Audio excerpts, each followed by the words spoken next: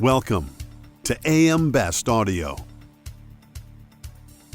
Companies are on high alert as the number of cyber attacks rise. By 2025, the cost of cybercrime is predicted to grow to $10.5 trillion, according to Cybersecurity Ventures. While those incidents can potentially result in large financial losses for organizations, they can also drive significant indirect losses like reputational damage and security upgrade costs. I'm Lori Chortis for AM Best TV.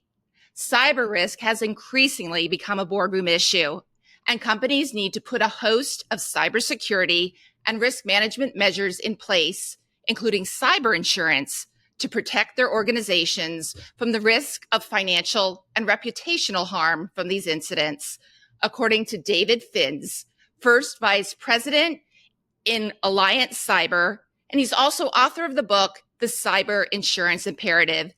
David joins us now to discuss that and other findings from his book. David, welcome. It's so great to see you. Thank you so much for joining us. Thanks, Lori. Pleasure to be on here with you. David, can you tell us about your book, how the idea for it came about, and can you tell us about the information you included? I understand this is the second edition of the book. That's correct, Lori. So I've been in the insurance industry for about 19 years now, and I started focusing on cyber around 2014. And what I found is that there's a lot of misconceptions about the coverage that are held on the part of businesses. And so I wanted to address these, and that was my initial motivation for writing the book.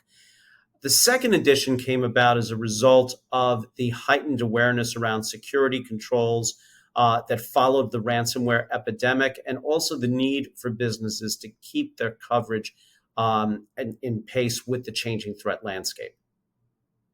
As we see rising frequency and sophistication of cyber attacks on companies today, what's driving that? What factors are contributing to that? Well, Lori, a lot of this is attributable to the fact that during the pandemic, many employees started working from home, and that essentially increased the attack surface for organizations because that remote access, provided additional opportunities for threat actors to get into networks and to compromise them. Additionally, we have seen the rise of something known as ransomware as a service. This is essentially where these ransomware syndicates lend out the tools of the trade to businesses that are, going after some of these organizations and then keeping a share of the profits. And now more recently, we've seen through the use of artificial intelligence, the rise of deep fakes and more sophisticated phishing emails. So all of this is keeping information security professionals on their toes. Absolutely. And how does the rise in these attacks impact organizations' overall financial health and also their operational efficiency? Well, clearly organizations are spending more on cybersecurity, right? This is something they can no longer ignore because the cost of not being proactive can be staggering. Ideally, information security professionals like CISOs should be seen as an ally to folks in the boardroom and the C-suite, where they can go to the CISO and say, this is what we'd like to do. How can we go about this in a way that keeps our network secure, protects our data assets, and allows us to be competitive, right? Rather than seeing the CISO as an obstacle or an impediment to the organization's mission.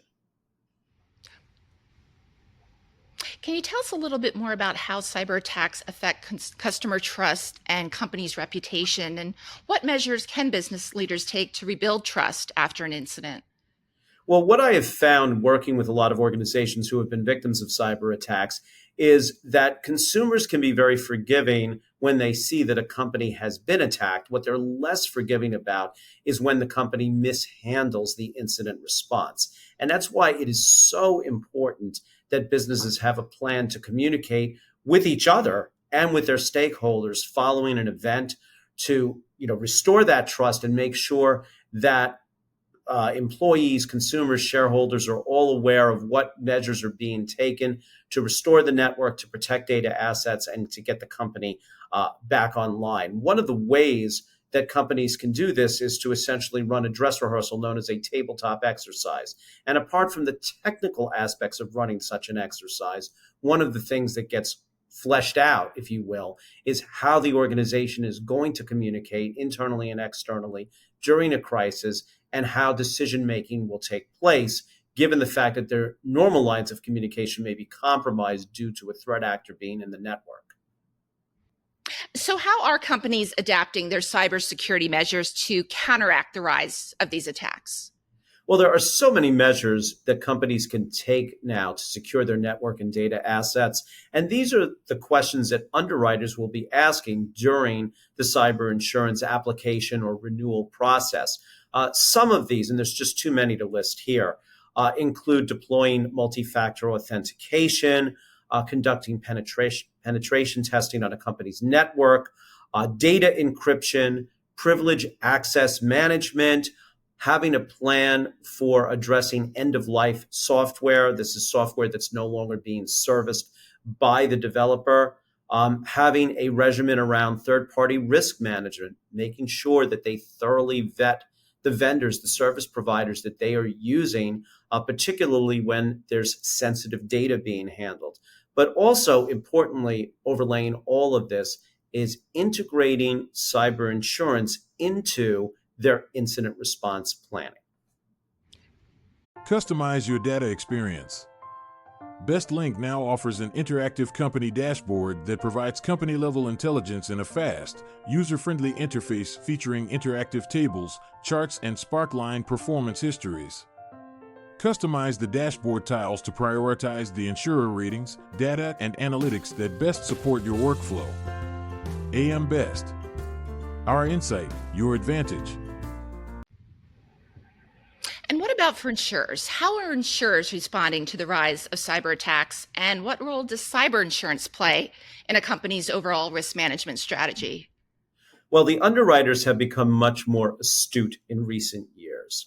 They are employing risk engineers during the application process. They are conducting non-invasive vulnerability scans of an organization's network. And now, none of this guarantees that a company won't have an incident, but what the insurers are looking to do is partner with their policyholders, with the insureds, giving them intel around critical vulnerability exploits that need to be addressed. Some of the carriers we deal with are even offering risk mitigation incentives to their policyholders so that if they are deploying a new control, a new upgrade to some security, that they may be eligible to defray a portion of the cost associated with that control.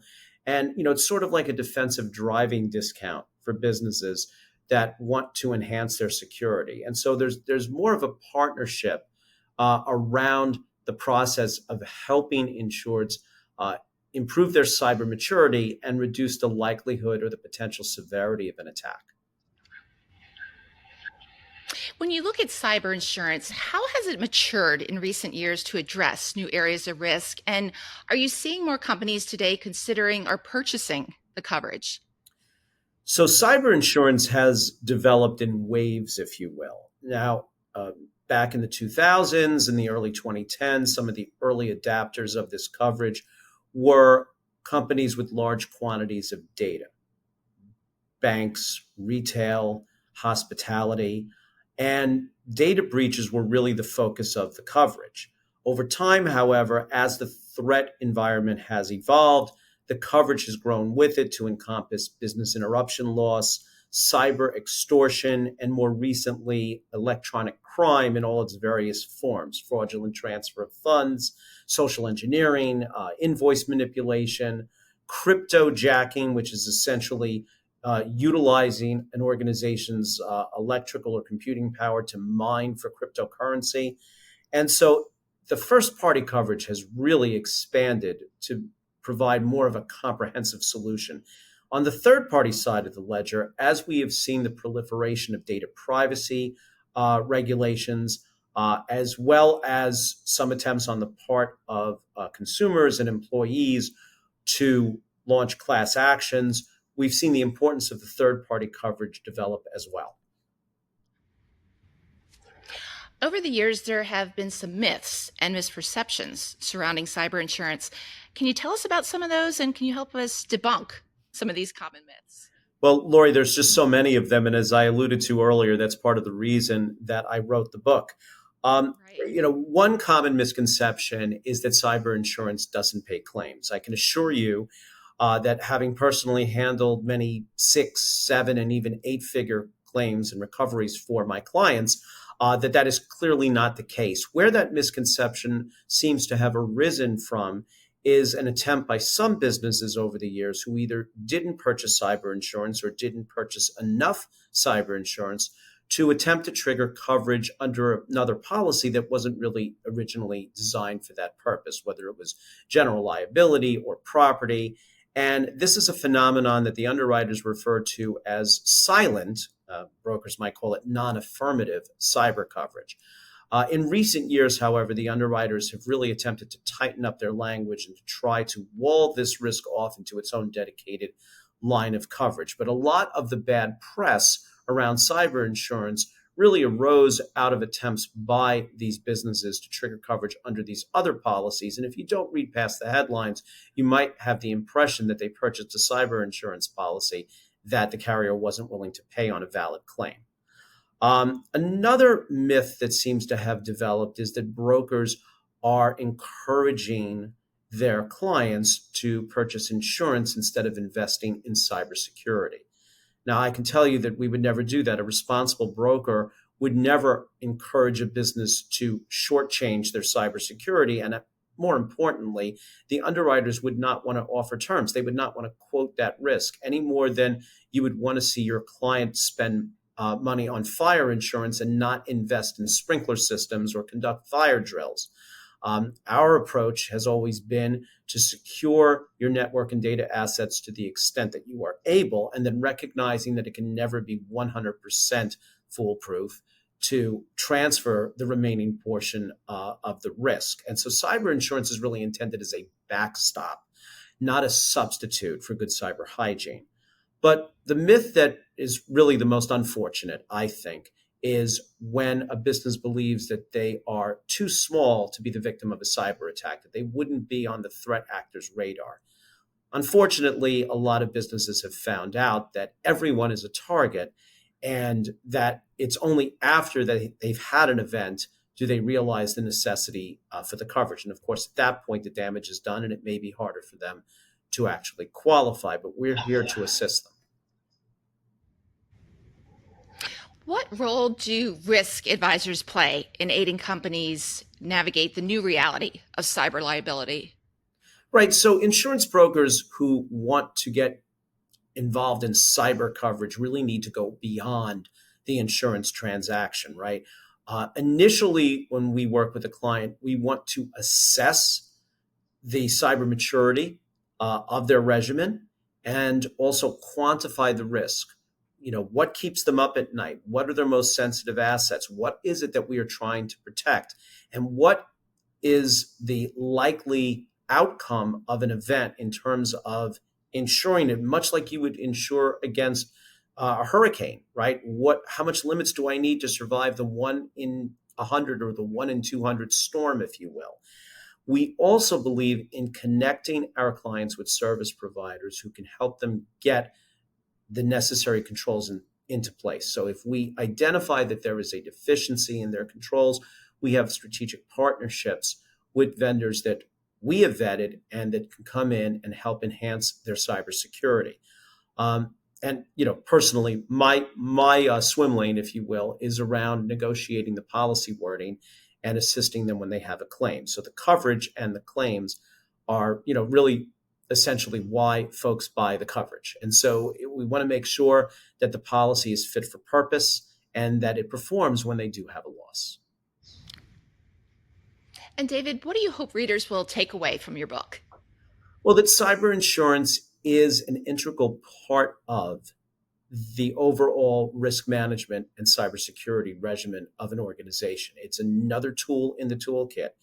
Again, as I indicated, it is not a substitute for having good cybersecurity, but it is a backstop for those events when an organization has a loss. And ideally, they should see the insurance as a sort of gut check when they go through the underwriting process to help assess whether there are any areas where they're coming up short and we can assist them in getting the necessary controls into place so that they can present themselves to the underwriters in the best possible light.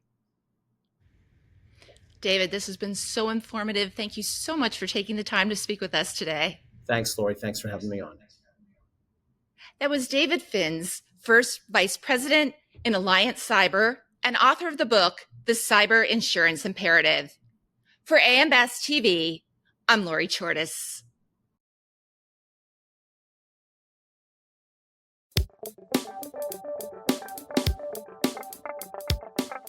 Looking to get the full attention of the insurance industry? We have the platforms that will do just that. Whether it be AM Best TV, AM Best Audio, Best Review Magazine, or Best Day. Find out more by calling AM Best Advertising Sales at 908-439-2200, extension 5399, and have a great day.